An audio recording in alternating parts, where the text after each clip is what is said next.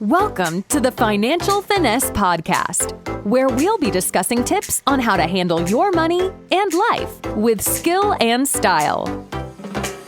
Your host, Cathy Curtis, CFP, has been helping make finance accessible and intriguing for women for almost 20 years. You'll get savvy, actionable ideas listening to her conversations with some of the coolest and smartest women on the planet. And now, here's your host, Cathy Curtis. Hi, everyone. It's Cathy Curtis, and this is episode number 2 of my new podcast, Financial Finesse. And I am thrilled to be having a conversation with Melissa Joy, who is a financial advisor like me. We have a lot of similarities, except she's in Michigan and I'm in California. But beyond that, we're both independent businesses, women-owned firms. We do financial planning, retirement planning, investment management. We do holistic planning. And one of the reasons I wanted to have this conversation is I think there's a lot of people out there that don't really know what independent advisors do and how much help we can be to people with their finances. People know about brokers and big banks and things like that, but there's this whole other world of small independent businesses whose whole goal is to make sure that their clients lead really successful financial lives. And Melissa and I happen to be two of those people. So we're going to share our experiences and why we're doing what we're doing and what kind of services we provide, and hopefully you will find it very interesting. But before we start, it is cocktail hour. Now, it just so happens that Melissa and I are taking a little break from drinking this week, so we're actually not going to be drinking any alcohol. But we thought we would share our favorite. For me, it's wine. So I'm going to start.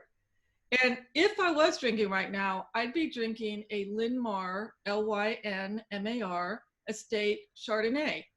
Lynmar is a winery up in Sebastopol, California. It's my absolute favorite winery in Sonoma County. They also make a wonderful Pinot Noir. And every Chardonnay they make is great. They're not open right now, but they are going to be open soon. And I can't wait to go back up and sit on their beautiful patio. So Melissa, welcome to my podcast. And hi, Cathy. Hi.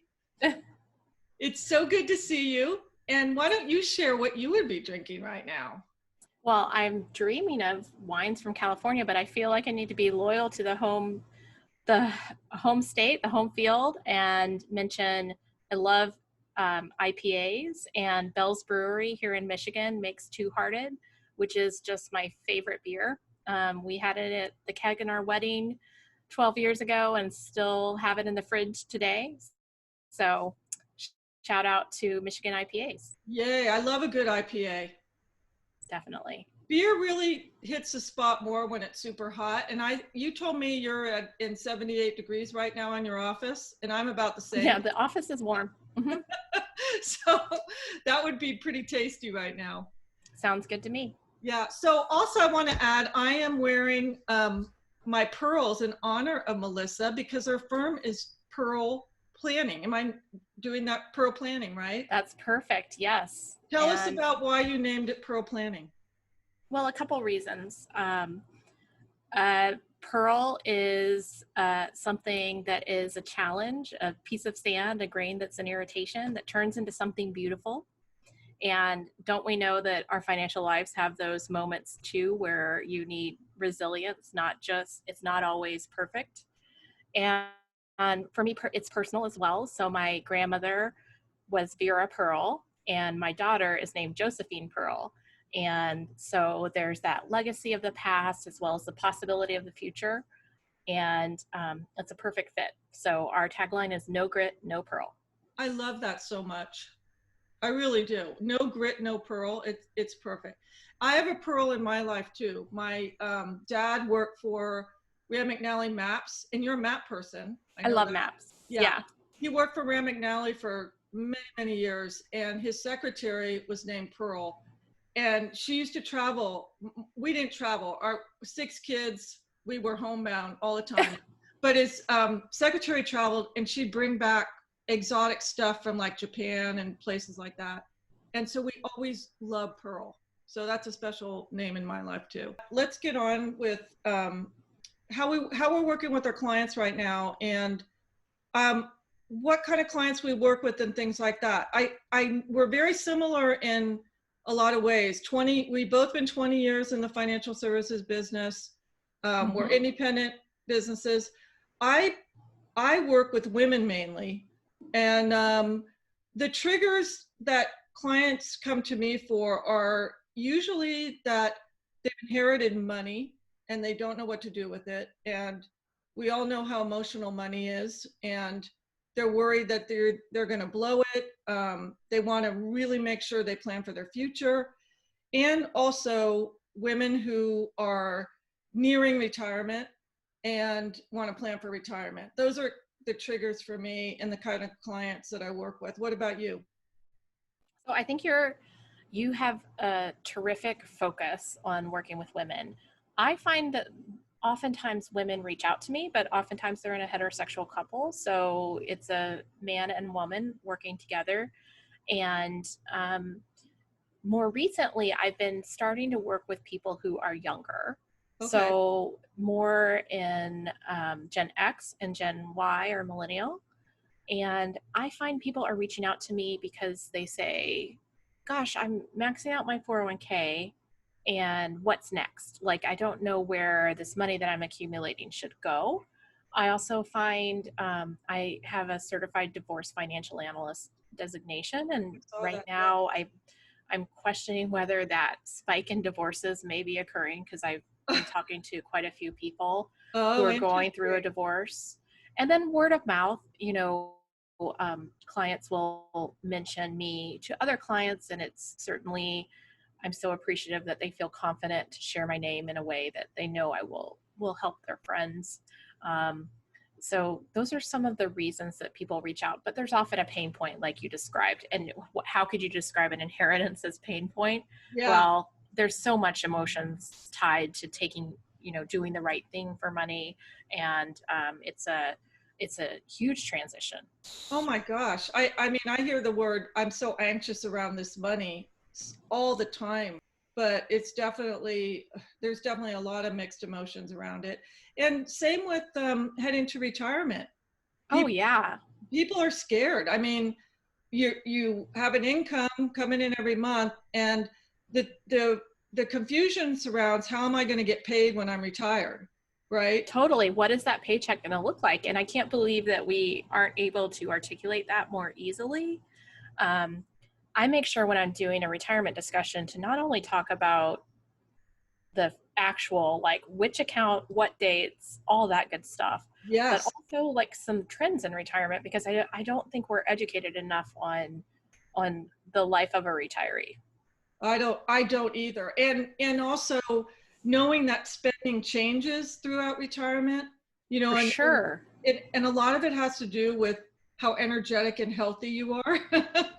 Yes. Are you a YATSA, younger than stated age, or an ATSA, older than stated age? Oh, I like that. I haven't. Because I mean, like, I don't know. We're both young at heart. We met each other through kind of an advisor peer group where we probably are topping out at the high end of the age group, but I feel like I'm just getting started. And sometimes people start to kind of separate themselves into the stay at home a little bit more, or just, because of health or whatever.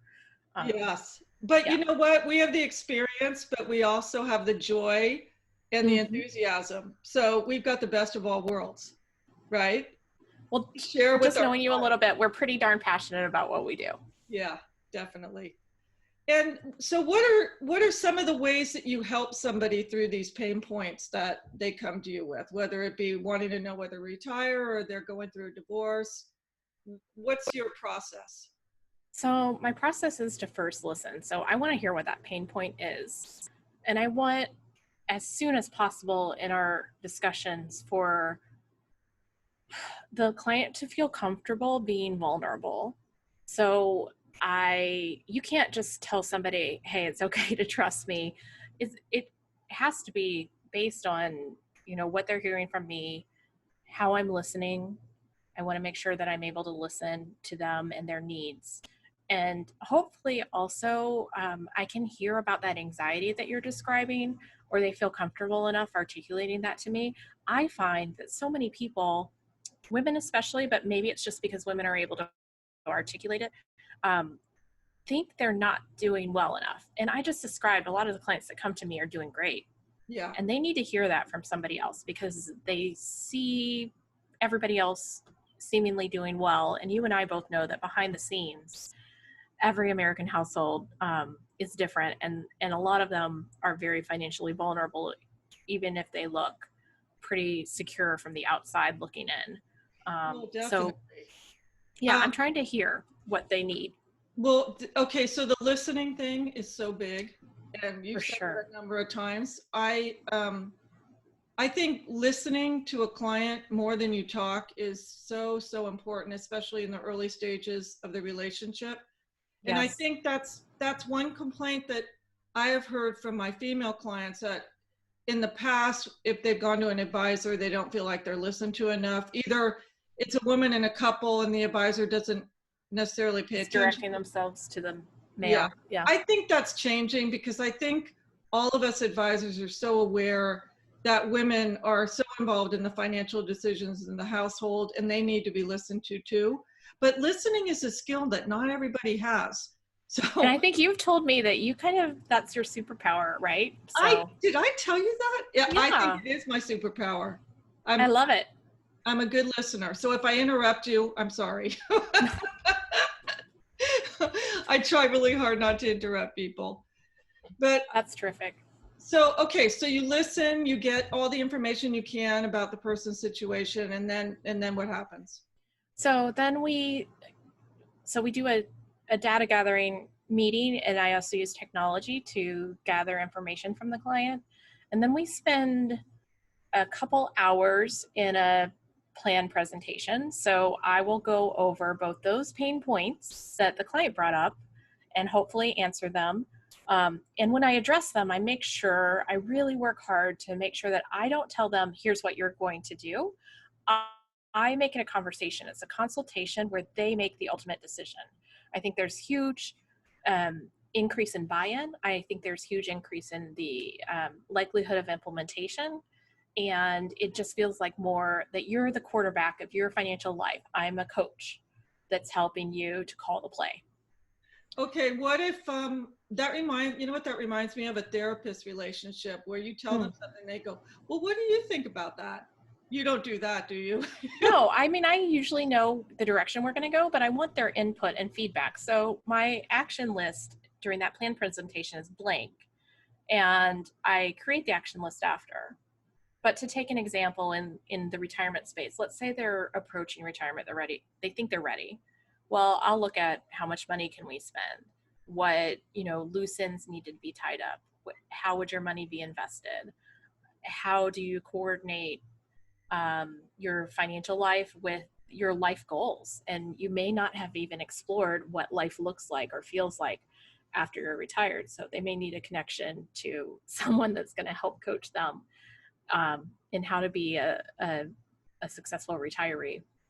And we'll talk about the statistics in retirement. Actually, you end up sometimes spending less money in retirement in successive years. There's a deflation in spending, not an inflation. Yes. So I'll educate them on that and help them understand both, the statistical analysis, but also the reality of what we're seeing in terms of retiree behaviors.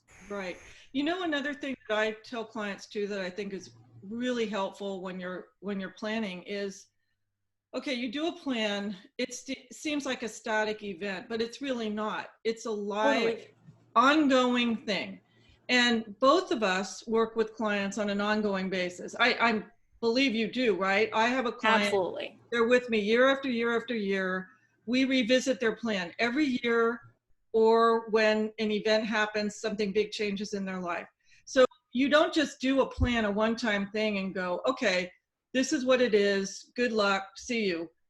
We work with our clients ongoing to make sure that they stay with the plan. Things happen. There's always an unexpected event that will happen, and we help them pivot and make the plan work. So I really think that's one of the true many values of an advisor is helping a client stay on course, stick with their plan, and when something big changes, help them through it to come up with a solution. And I know that's probably exactly what you're doing with your clients as well. I call that the magic of financial planning because it's not transactional. Although you can find a financial plan that's just a delivery, here you go, you're on your way. And I do think honestly that in many cases people say they're financial planners and they're using the plan to sell either an investment strategy or a product or to turn it into an assets under management relationship. Right. And that's not to say that we don't manage investments, because you and I both do. But to me, the process, the repeated once a year, in my case, process of revisiting the financial plan, refreshing, updating, and upgrading results in a compound return of good financial decisions. Mm-hmm. And it's that process that is amazing. It's so powerful. It's very difficult to describe, which is why I'm so excited that you thought this would be a good topic for us to discuss. Yeah. But it is really important. And, one of the things I should have mentioned, we're not just talking about their pain points. We're also, I know you do this too, Cathy, we're looking at the entirety of their financial life, and there may be a variety of things that we see as low-hanging fruit that they would have never thought of. Mm-hmm. So we are using the process of financial planning to uncover other planning opportunities that are important for them to be discussing. Oh yeah, and think about all the things we need to be educated on as CFPs. Right. It makes my head spin, and I do this for a living. I can't even imagine just someone who is not educated in this, never had to be educated in it, can learn everything they need to know. I mean, both Melissa and I today were on a webinar about Medicare, and I know people don't know all the ins and outs of Medicare, and when they need to go on that Medicare website, their eyes cross. Mm-hmm. And you can make mistakes. That's the thing with a lot of these financial issues, you can make mistakes unless you get the best advice. So we help with a lot of different issues. Let's talk about the investment piece just a little bit, because I do manage investments for my clients, but I look at it as a whole. So it's a process where you start with the financial plan. You determine what the client needs for return. So how much risk do they need to take in their investments to reach their goals? That's kind of one of the most important things I try and figure out.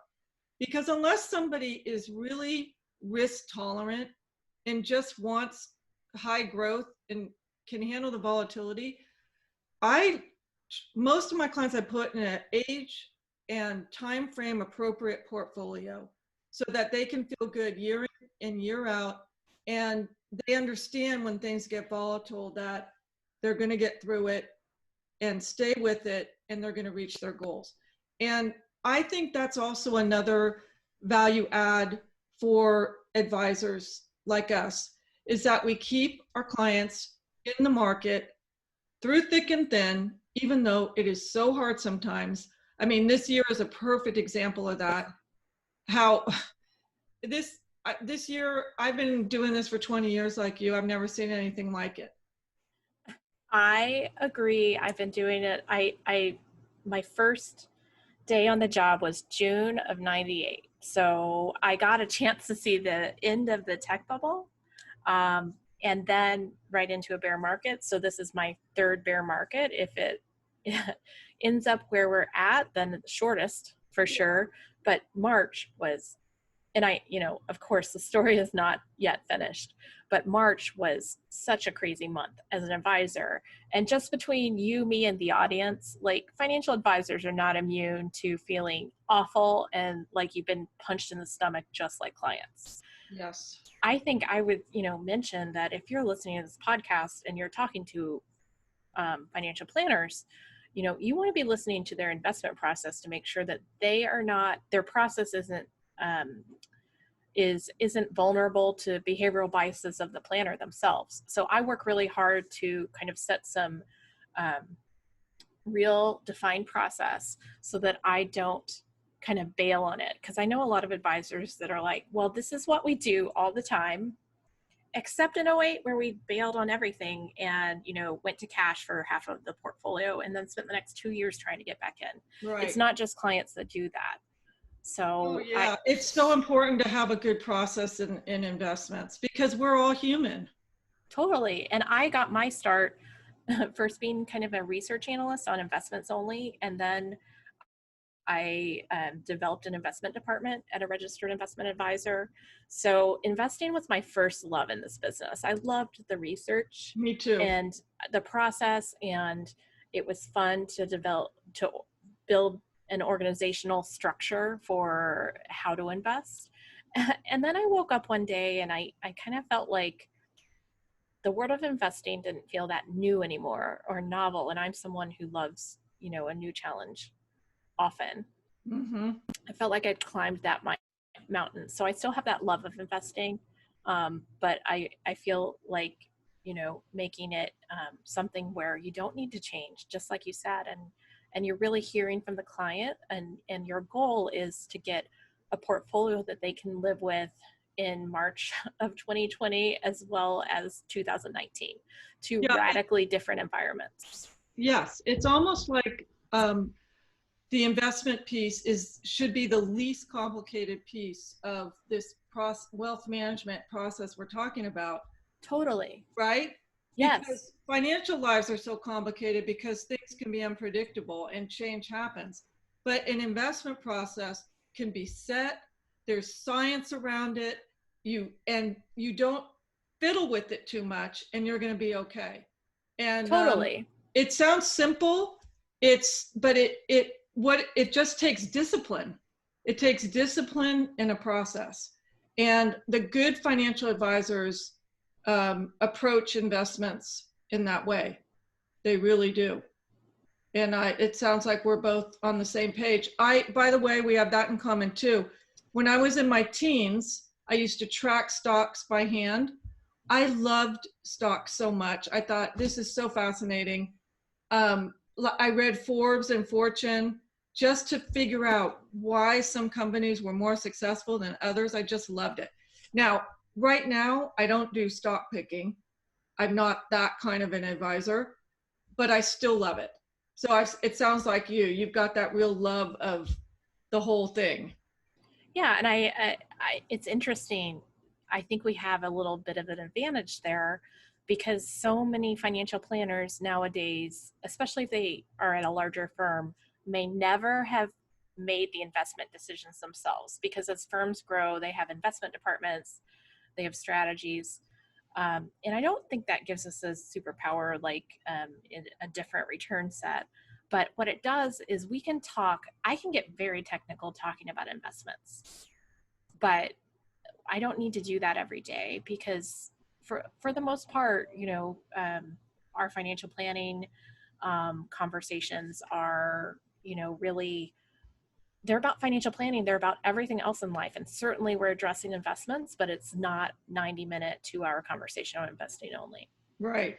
But when we need to get deep on that investing, when you need a tax-aware strategy because you're high net worth and you have taxable assets, when it's time to rebalance, or when you need someone that you can have confidence in to help you say, don't sell your entire account in March of 2020, then it helps to have someone that's kind of, made big investment decisions in the past.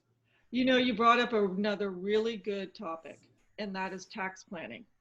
Mm-hmm. So neither of us are CPAs or enrolled agents, and we do not do taxes. However, as part of the CFP curriculum, we need to know about tax. And tax is so important. It's almost like I think having enough insurance is kind of the basis of a good financial plan to protect yourself from risk. But I also think taxes are key. And people care so much about taxes. They don't want to pay more taxes than they have to. And so good advisors know about tax. And the truth is, most people who prepare taxes don't do the pre-planning that you need to do before the end of the year to put into place tax saving strategies. They do the taxes, but then it's too late. You really need to do tax planning in probably October or November. And so I always have a special tax planning meeting where I look and see what techniques could they use, whether it's more charitable giving, donor advised funds, Roth conversions, tax loss harvesting. I know some of these terms are getting a little technical, but that's another value that an independent advisor can add is to, it's almost like it's an adjunct to your tax professional. They can help you with that as well.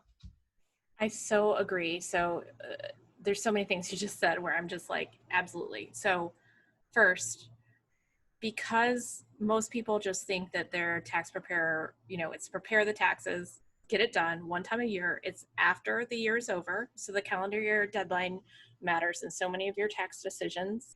Then it's a process where tax planning is not a part of the conversation. And it costs more to do tax planning, frankly, in many cases. And I'm seeing all the time that there are, especially if you are really more investment focused as a financial professional versus a holistic financial planner, a comprehensive financial planner, then there are things that are occurring in taxable accounts where I see money just leaving the accounts or leaving, the net worth statement. So, some ideas that I always try to mention are, what is your strategy for cost basis reporting? Like, how have you elected? Is it average cost? Is it minimum tax? Is it first in, first out? So that's a choice. Mm-hmm. And oftentimes I find that it's not the most tax aware choice. Also, are you managing, if you have 10 accounts, are they each managed with their own strategy? Or if you look at them all together, I call that householding, Mm-hmm. then you could be more tax aware by owning the assets that have a higher tax cost, maybe in a tax deferred or tax exempt account. Exactly. Making decisions for where you access your money before you're required to take money out of your retirement plans. Again, that's just asset location. Right. Yeah. Yeah. So important. So there's so many things that I know that you and I would just do as part of our process, that if you're just getting investment advice versus financial planning, even if you think you have a financial planner in some cases, then that may be missing. Yes, exactly. A few things both of us have brought up is technology. Mm-hmm. And I think for people to understand how advisors like us use technology is so important, because someone might think, oh, well, you're a small firm. Do you have the resources that a bigger firm has to help us? And the world of financial technology is so incredible that literally we can do anything that a bigger firm can do, anything. And it gets better and better and better. Tax planning software, financial planning software, investment management software. It really, the sky's the limit on it. I know my budget for technology is quite large, and I want to keep it that way, because when I find a tool that is useful to me and makes it easier to analyze a situation, I jump on it. And I know you're a little bit of a geek, so you probably are exactly the same way, right? Yes, I am. What I find in very large enterprises is there's a big money contract that gives software solutions across the board. And as an independent firm owner, I'm allowed to look around and pick oftentimes more modern technology. So like my financial planning software is, I don't just like put your numbers in and the plan pops out, because so much of the plan is our conversation. I have an educational component that is more of a presentation, and then I have the analysis side of which I use the software for. But it's a newer software that didn't exist 5 years ago, and it's fantastic. And I like to evaluate, what is the best user experience for my clients with the software that I use, or for myself, as well as what are the analytical capabilities. it's really amazing what the fintech world, that's what we call it, Yes. is doing. And it's funny, I moved into my new offices when I opened my company in 2018. And across the hall from me was a woman who had a fintech startup. Oh. She, in our little town in Michigan, she creates financial literacy apps for banks. And there's just fascinating things Oh. going on all over the There's place. so much. I'm so grateful that I can be an advisor right now because there's so many wonderful tools for us to use. And I'm similar to you. I find the technology is what I use to get really understand my client situation on an analytical level so that then I can talk to them about all the strategies that will benefit them. So the technology is really for me. And then interfacing with the client, it's as much as they want. I find most of my clients want conversation. Yes, they want to look at the numbers, and I have the numbers already. Another trend that I really noticed, I don't know about you, is I use hardly any paper anymore. I mean, I'm a paperless office for one. I've been a long time. When I started, I read Joel Breckenstein's book about the paperless office. I don't know. Do you remember that? I don't remember the book, but I know him. Yeah. It was a game changer for me. It was such a game changer. I'm so grateful to him. Anyway, so I'm paperless, and I find more and more my clients don't want paper. So I usually do an interactive meeting with big computer screens showing them the data I need them to see. And I'll say, now I can print out any of this for you. None of them want to print it out. It's so, and that's so gratifying to me because it means that the conversation was so useful to them.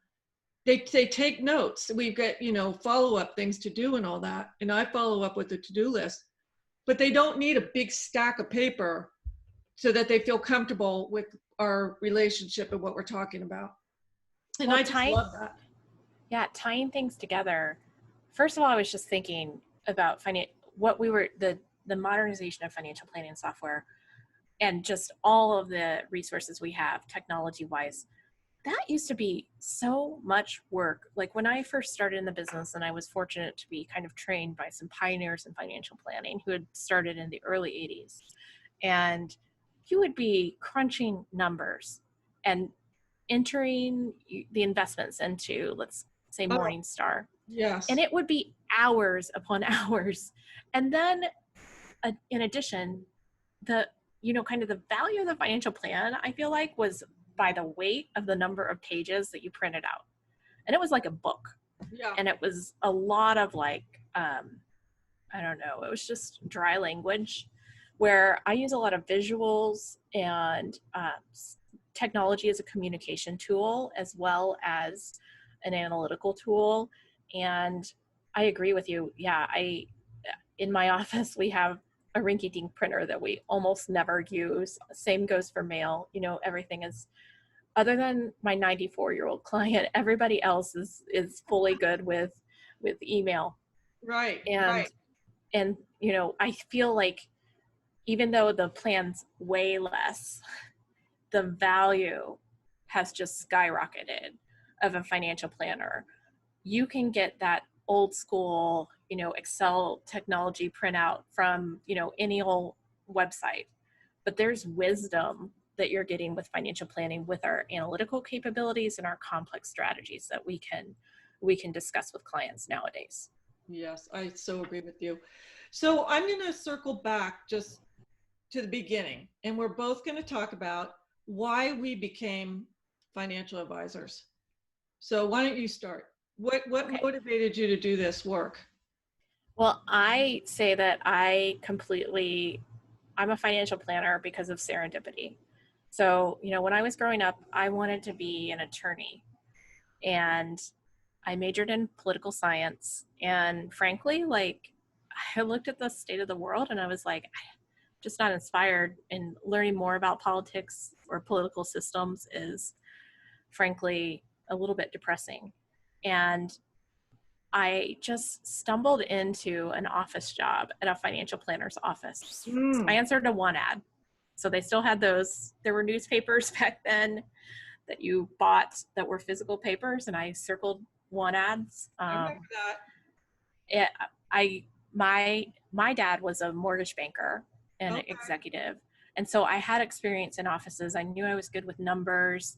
I liked research. I thought I could, pay the bills for a while before, and then I'll figure out what I want to do when I grow up. And so I kind of had a job for a while, not a career. I didn't go to that office to say, hey, you just found your next financial planner.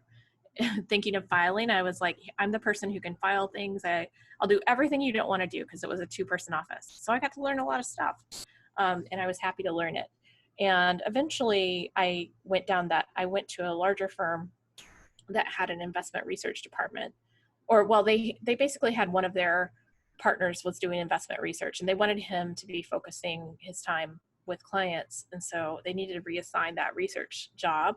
And they thought I had some capabilities and was coachable or teachable. And so I got that investment research job in addition to my administrative assistant job. So I'm kind of a mailroom to C-suite kind of story in a small firm. This is how so many people got jobs and worked their way up in the past, isn't it? Totally. I mean, we need we don't have an ER or Ally McBeal kind of show to tell you how cool our jobs are. So we really need, one of these new Netflix shows to be all about being a financial planner in a way. Can we be on it? We got to be on it. Totally. Sure. Yeah, it'll be the next, Trading Places or, home improvement show. It's a money makeover, right?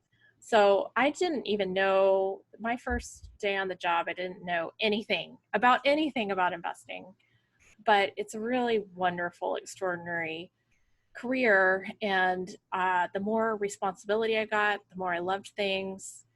And so I, got licenses and training, and I always worked in a comprehensive financial planning firm. So there was definitely, when there were possibilities that I could become a partner, then I knew, even though I was still doing the investment side of things only, that I needed that CFP in order to reflect the values of the company. And I'll tell you, the education component to me was less real world than I hope it will be in the future. And I think they've changed some things with case studies and things like that, but it was pretty clinical. But I feel like when you get through the certified financial planner process, which I did mid-career, that it just changed my perspective.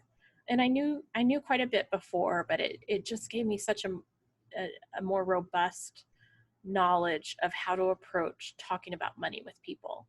Yeah. I'm just for our listeners, I want to explain a couple of terms. So we keep talking about comprehensive financial planning and then the CFP. So when you're a certified financial planner, CFP, you need to know a lot of different things. You need to know about investments and employee benefits and insurance and estate planning. That's what comprehensive means. So it means you're looking at the whole person in all aspects of their financial life. And both Melissa and I are trained in that, and that's what we love to do. And that's what we mean about it being comprehensive, like it's the whole thing. Your whole world. Right. And I think another difference, perhaps, but I think we may share this. For me, the goal is not for you to have the most money at the end of your life. The goal is for you to have the most fulfilling life, the life that you wanted to lead, and to have your money be a resource for that. So it's different. That the goal, certainly we want your accounts to grow, but we also want to expand your boundaries. And if you have a dream, we want to help you make it happen if we can.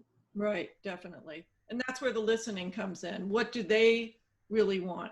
So we just have a few more minutes. So I'm just going to quickly say how I got. Yeah, I want to hear your story. Tell me. I was in another career for a good long time. And I was selling product. And I didn't feel like I was really helping anyone. I was making money for a corporation. I wasn't doing anything that was people to people. And I really wanted that. And then combined with my love of stocks, investing, personal finance, I decided to do this career. And I found out that you can do it independently. So I started right off the bat on my own, which when I look back, it was crazy. But my whole goal was to not have another bad boss, which I had many of in the corporate world. And I wanted to be independent. And it was a struggle. It took several years to get it going. I'm so glad I stuck with it. And I just love what I do. I love this career so much. And I know we both totally share that love of helping people and feeling challenged every day and feeling good about what we do. I love it. Yeah. It's an amazing career. It's a helping profession. And you need to be in the right situation for that. Yes. And we both share this too. We both want more women in this profession. What's the stat right now on how many financial advisors are women? I'm talking about in the independent. Is it like 15%? That's the number I always hear. And I will always devote time to encouraging more women to join our profession. I think our voice makes the whole profession more prepared to work with the women investors.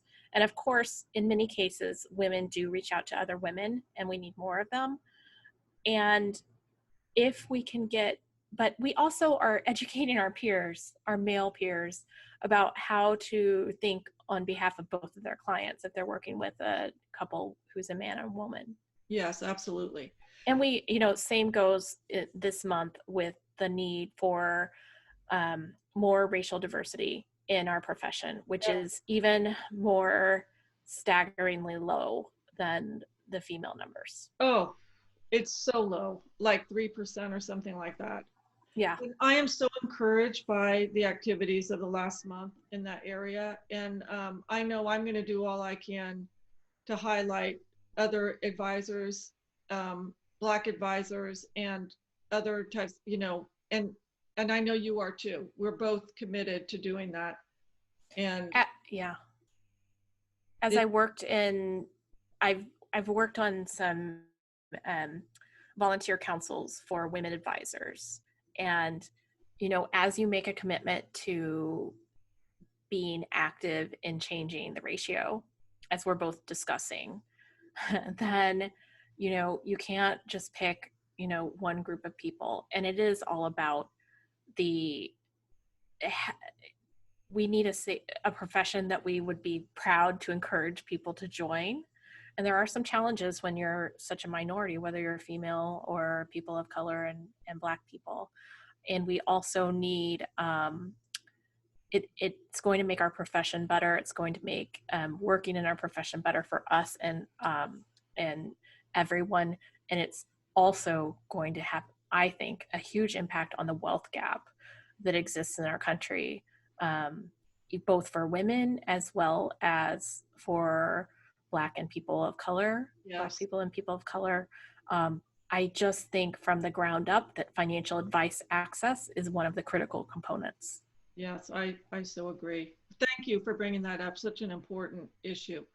So it's time to close, but I wanted us both to share ways we could be contacted. And I know you have a podcast as well. So why don't you share your website info, how you can be contacted, all of those things. Perfect. Then my website is pearlplan.com. So Pearl, we already discussed, and then just PLAN.com. And I have a blog on the website that I frequently update, so you can hear, new information. I have all my webinar replays on the blog as well. And then our new podcast, which the company started, me and Melissa Friedenberg, my colleague, is called 52 Pearls Weekly Money Wisdom. And we also do on social media, you could follow our page on Facebook, Pearl Planning Wealth, as well as I'm on LinkedIn. And we do a weekly financial tip of just a bite-sized piece of information that people could implement into their lives. So the podcast was a takeoff on that series, which we started in 2019. Fantastic. I love it that you have a podcast. We have to share podcast tips. Well, I have a feeling you'll be a guest on the podcast sometime soon. Okay. So if you would be willing. Great. I'd love to. So Yay. I also write, I have a blog of independent means, curtisfinancialplanning.com. This is my new podcast, which I don't think it's on Apple iTunes yet because it's new, but anyway, I don't even know where it can be found, to tell you the truth. But I hope you enjoyed this discussion. I totally enjoyed it, Melissa. Thank you so much for joining me. And I know we're going to collaborate on a lot of things in the future. The time flies whenever we chat, so it sure does. we got to keep it up. Definitely. Okay, well, you have a good night. I know it's later for you than me. I'm going to go enjoy some dinner. Good. So, and I'll share the recording with you. Awesome. Thank you so much, Cathy. Bye. Bye.